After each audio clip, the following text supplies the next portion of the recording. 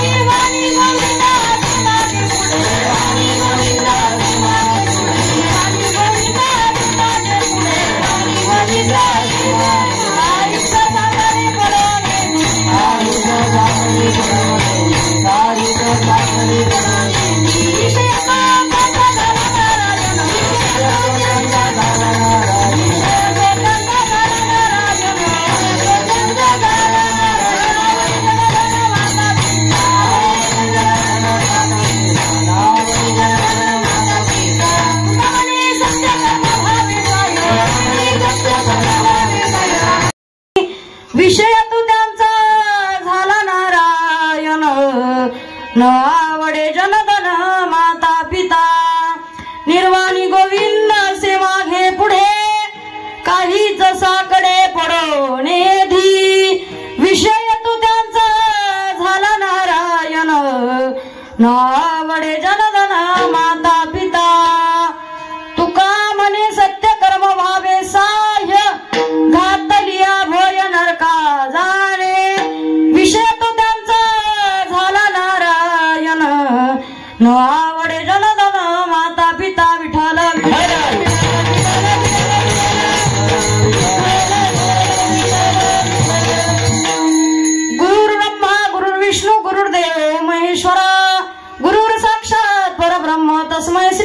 नमः।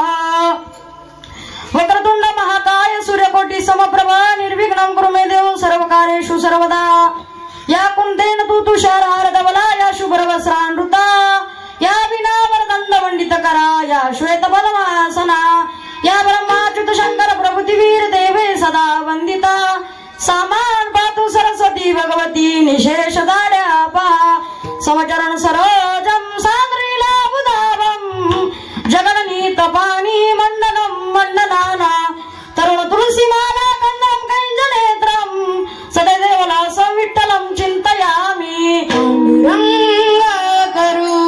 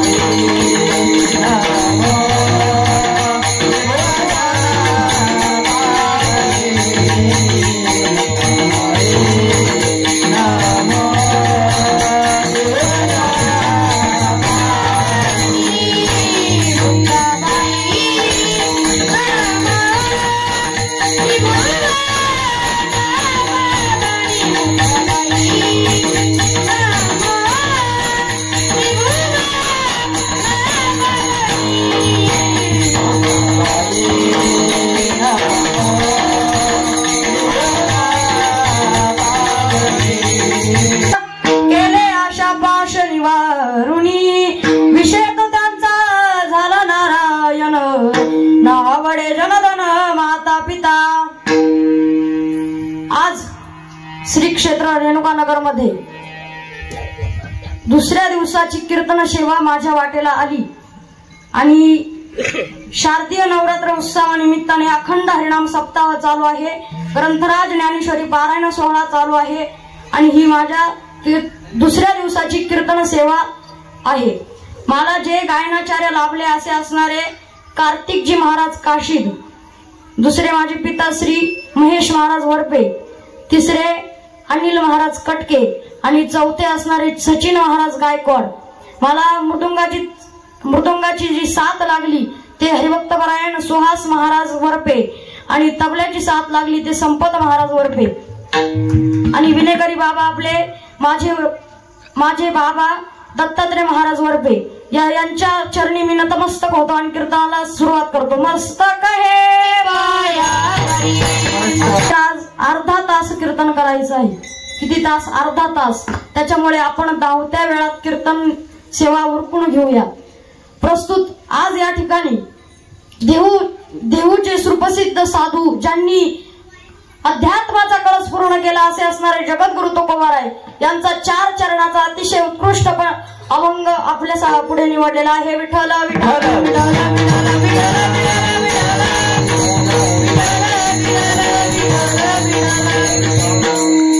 या अभंगामध्ये महाराज सांगतात भक्त कसे असतात आणि भक्तांना काय पाहिजे आहे, भक्तांना गरज काय आहे हेच तुकाराम महाराज सांगतात. भक्त ऐसे जाना जे देही उदास केले आशा पाश निवारुनी. भगवंताला भक्त कसे आवडतात? अनपेक्षित भक्त आवडतात. द्रौपदी भक्त आहे पण अनपेक्षित भक्त आहे. ध्रुवबाळ भक्त आहे पण अनपेक्षित भक्त आहे.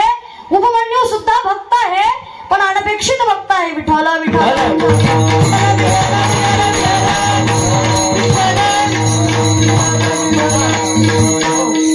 एकदा धर्मराजा दुर्योधनाबरोबर धूतकर्म खेळत असताना दुर्योधन जिंकला आणि पांडव हरले. नंतर दुर्योधनाने दुशासनाला आज्ञा केली, अरे जा आणि द्रौपदीला घेऊन ये. तेव्हा दुशासन द्रौपदीकडे गेला आणि द्रौपदीला म्हणाला, तुला दुर्योधनाने भरत सभेमध्ये बोलावले आहे. तेव्हा द्रौपदी म्हणाली, मी येऊ शकत नाही कारण मी एक स्त्री आहे. तेव्हा दुशासन म्हणाला, तुला येवाच लागेल. आणि दुशासनाने द्रौपदीच्या केसाला वडून भर सभेमध्ये आणले.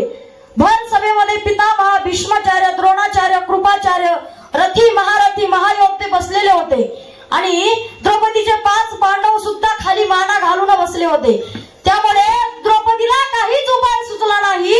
द्रौपदीने तुकाराम महाराज म्हणतात, तुका म्हणे तुला सोडविना कोणी, एका चक्र पाणी वाचुनिया,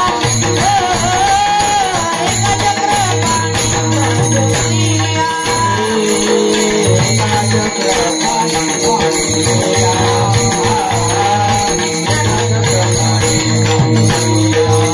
तुका म्हणे तुला सोडविना कोणी, एका चक्र पाणी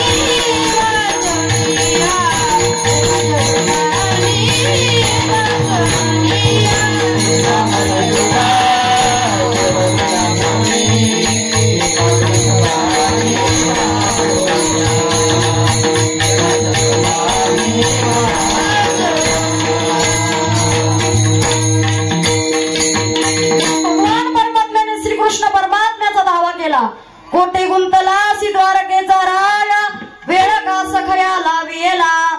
भगवान परमात्म्याने द्रौपदीचे शब्द द्वारकेमध्ये ऐकले आणि द्वारकेमध्ये जेवत असताना भगवान श्रीकृष्ण इतक्या जोरात धावू लागले, इतक्या जोरात धावू लागले. कबीर महाराज सांगतात, आगे लगत गोली पीछे होत आवाज, म्हणजे पुढून गोळी येत आहे आणि माग आवाज वाजूस तर गोळीला लागायला 1 तास लागतो, अर्धा तास लागतो, सेकंदात गोळी लागती. तुकाराम महाराज म्हणतात, श्रीकृष्ण भगवान परमात्म्याने गरुड सुद्धा मागे टाकला. त्वरा झाली गरुड टाकेला मागे, द्रौपदीच्या लागे नारायण विठ्ठल विठ्ठल.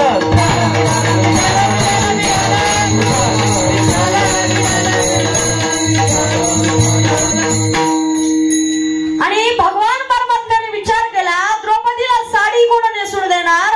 तेव्हा भगवान परमात्मा स्वतःच साडी झाले. नेसती लुगडी सवे झालो. दुर्योधनाला आणि दुशासनाला त्या सर्वच मंडळींना काहीच कळणार की साडी में नारी या नारी में साडी. तेव्हा श्रीकृष्ण भगवान परमात्मा म्हणे, अरे तू द्रौपदीच्या अंगाला हात लावशी तर तू जळून भस्म होशील. विठ्ठल विठ्ठल.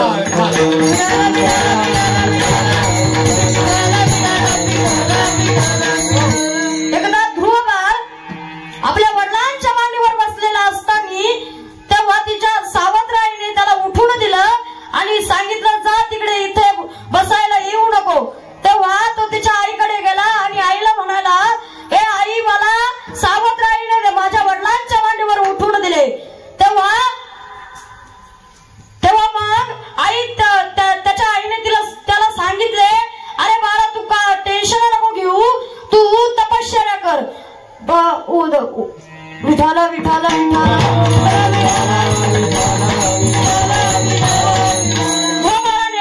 जंगलामध्ये कडक तपश्चर्या केली. भगवान परमात्मा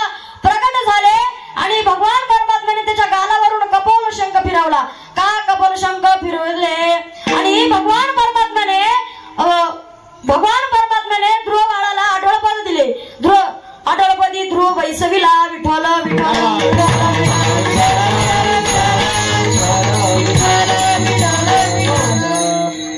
उपमन्यूची आई दररोज उठायची आणि उपमन्यूला आपल्या चपातीच्या पिठात पाणी घालून दूध द्यायची. पण एकदा उपमन्यू मोठ्यांच्या संगतीत गेला. मोठ्यांच्या संगतीत गेल्यावर कसं राहतं महाराज, एकदा आम्ही 7 ते 9चं कीर्तन उरकून एका शेठजीच्या घरी जेवायला गेलो. आणि त्या शेठजीच्या घरी जेवायला गेलो असताना आम्ही जेवत असताना तो कुत्रा दरवाजात बसलेला होता. आणि आम्ही त्याला चपाती टाकली तर त्या कुत्र्याने चपाती खाल्लेली नाही. म्हणून आम्ही त्या शेठजीला विचारले, अहो शेठजी, हा कुत्रा चपाती का बरं खात नाही.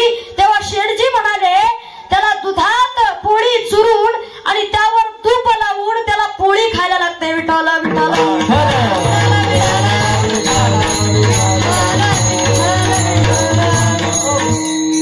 तेव्हा कुत्र्याची सुद्धा मोठ्यांच्या संगतीत गेल्यावर जर तूप लावून पोळी लागत असेल तर मग उपमन्यू सुद्धा मोठ्यांच्या संगतीत गेल्यावर खरं दूध प्यायला आणि त्याच्या आईकडे आला आणि आईला म्हणाला, मला खरं दूध प्यायचे आहे. त्याची आई म्हणाली, आपली गरीब परिस्थिती आहे म्हणून आपल्याला दूध आणता येणार नाही. तेव्हा उपमन्यू काय मागा हटत नव्हता. म्हणून मग त्याच्या आईने त्याला तपश्चर्या करायला लावली. आणि मग उपमन्यूने कडक तपश्चर्या केली. भगवान परमात्मा त्याला प्रगट झाला आणि भगवान परमात्म्याने त्याला दुधाचा सागर दिला. दुधाचा सागर उपमन्यू विठ्ठल विठ्ठल.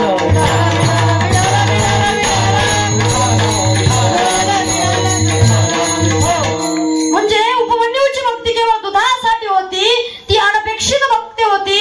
म्हणून 12व्या अध्यायामध्ये 12व्या गीतेच्या अध्यायामध्ये 16व्या श्लोकामध्ये असं सांगितलं आहे की अनपेक्षीय सुचिर्दक्ष उदासीनो गतर्व्यत सर्वरंभ परित्यागी मद्भक्त समे प्रिय विठ्ठल विठ्ठल.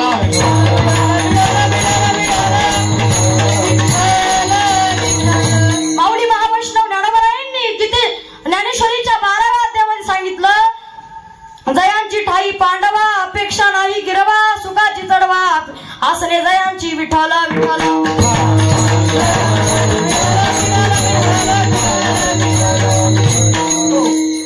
मग भगवंताला भक्त कसे आवडतात, अनपेक्षित भक्त आवडतात. आणि ते भक्त कसे असतात हेच तुकाराम महाराज अभंगाच्या पहिल्या चरणात भक्त ऐसे जाना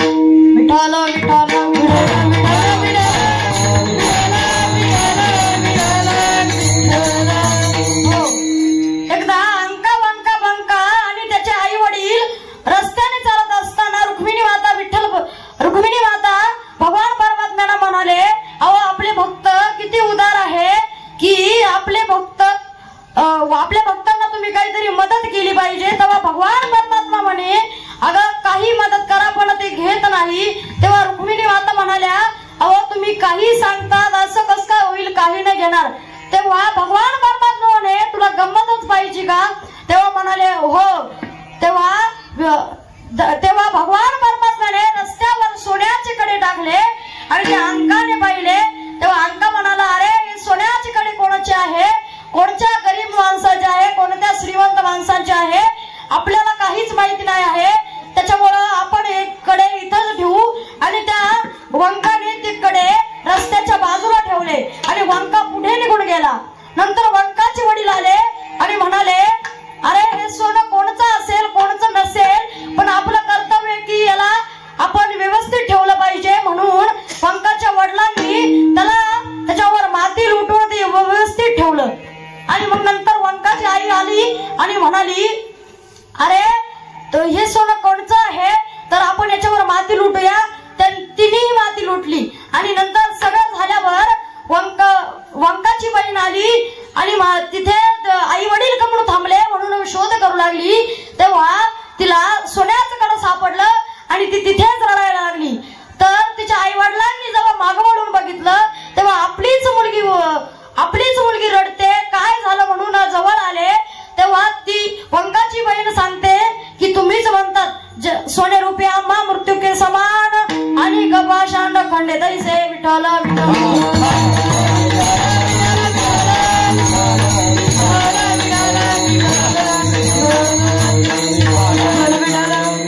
अहो मग महाराज एकदा शिवाजी महाराजांनी तुकाराम महाराजांना नजाराना पाठवला की तुम्ही खुशीत राहा. तेव्हा महाराज म्हणाले अहो आम्ही खुशीत आहे, तुम्ही फक्त एवढंच करा कंठी मिरवा तुळशी व्रत करा एकादशी विठ्ठल विठ्ठल.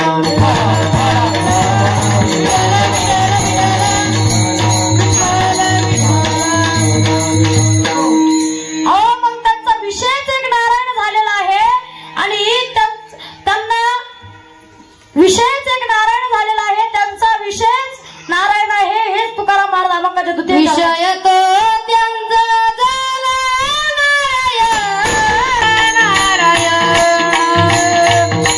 विषय तो त्यांचा झाला नारायण. विषय तो त्यांचा झाला नारायण. विषय तो त्यांचा झाला नारायण. विषय तो त्यांचा झाला नारायण.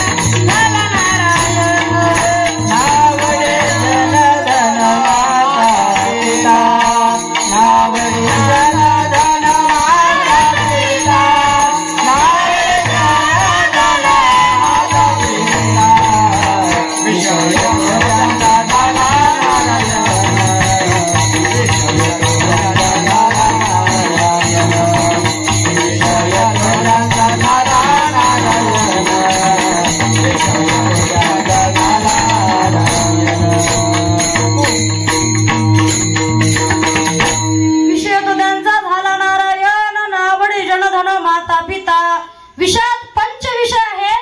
रस विषयामध्ये हत्ती गेला, भ्रमर विषयामध्ये मासा गेला, अश्म्याची गे मासा फुटो निघसा मरण पावे विठ्ठल.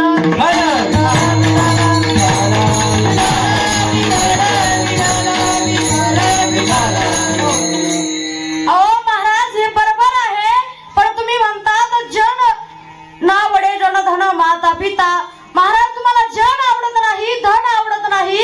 तुकाराम महाराज म्हणतात धन आम्हाला धन आवडत नाही, द्रव्य आवडत नाही. तेव्हा काही लोक म्हणतात अहो तुम्हीच तर म्हणतात ना विठ्ठल विठ्ठल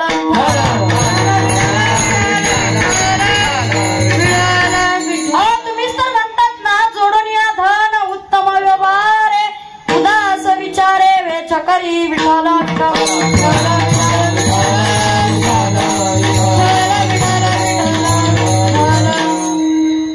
मग आम्हाला कसं धन आवडत नाही. तेव्हा तुकाराम महाराज सांगतात टेबलाच्या वरून घेतो ती लक्ष्मी आणि टेबलाच्या खालून घेतो तो पैसा. असे धन आम्हाला आवडत नाही. तुकाराम महाराज म्हणतात प्रकाराची तीन तुका म्हणे केले जन विठ्ठल विठ्ठल.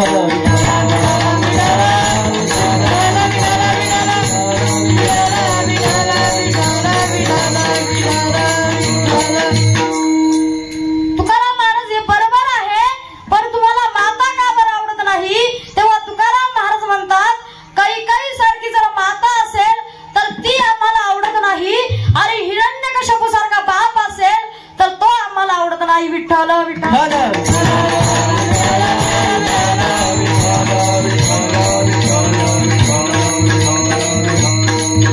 नावडे जनधन माता पिता.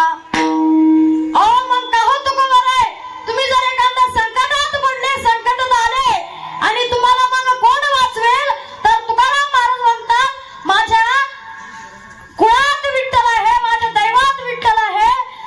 हेच तुकाराम महाराज निर्वाणी गोविंद तो आमच्या भगवान परमात्मा आमच्या मागे पुढे उभा राहतो, मागे पुढे उभा राहे संभळीत आलिया गात निवरा.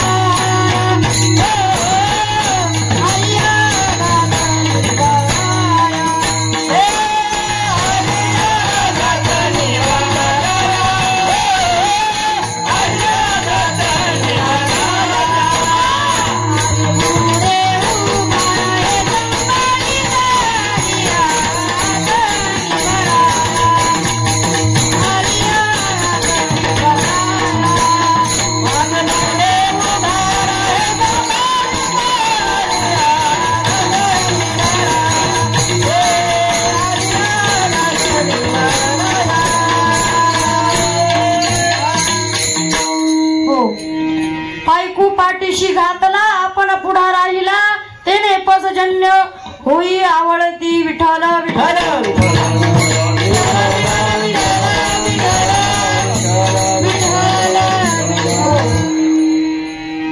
तुकाराम महाराज म्हणतात का हो तुकोबर आहे, तुमच्या कोणी सत्य कर्मात आडवालं तर तुम्ही काय करशाल. सत्य सत्य शब्दावरून मला एक दृष्टांत आठवला की आपली ज्ञानेश्वरी कोणा लिहिली, सच्चिदानंद बाबांनी लिहिली. ते सच्चिदानंद बाबा देहा चिंतावस्थितीत होते आणि त्यावेळेस सती जायची प्रथा होती म्हणून त्यांची पत्नीने सतीचं रूप घेऊन हातात ओवाळणीचं ताट घेऊन बाहेर निघले आणि कोणातरी कानावर बातमी आली की आपल्या गावात ज्ञानेश्वर महाराजांचं आगमन झालेलं आहे. आणि तेव्हा मग त्या सच्चिदानंद बाबांच्या पत्नीने मनात विचार केला आपल्याला सती जायचंच आहे, पण आपण एकदा ज्ञानेश्वर महाराजांचं दर्शन तरी घेऊन जाऊ. म्हणून सच्चिदानंद बाबांच्या पत्नी दर्शन घेण्यासाठी माऊली ज्ञानोबरायांकडे आल्या आणि दर्शन घेऊ लागल्या. आणि तेव्हा सच्चिदानंद बाबांच्या पत्नीचा एक डोळ्यातला एक अश्रू थेंब तसं ज्ञानेश्वर महाराजांच्या पायावर पडला आणि सच्चिदानंद बाबांच्या पत्नीला ज्ञानेश्वर महाराजांनी आशीर्वाद दिला की अष्टपुत्र सौभाग्यवती भव. तेव्हा सच्चिदानंद बाबा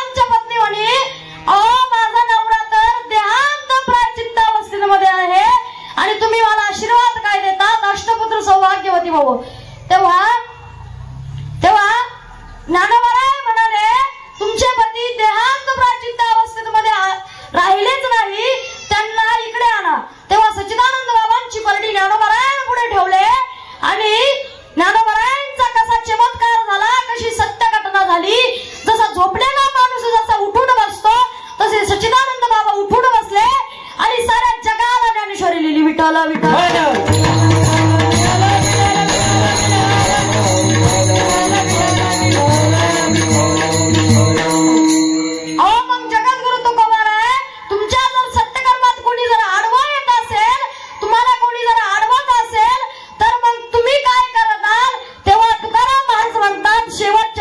तुका म्हणे सत्य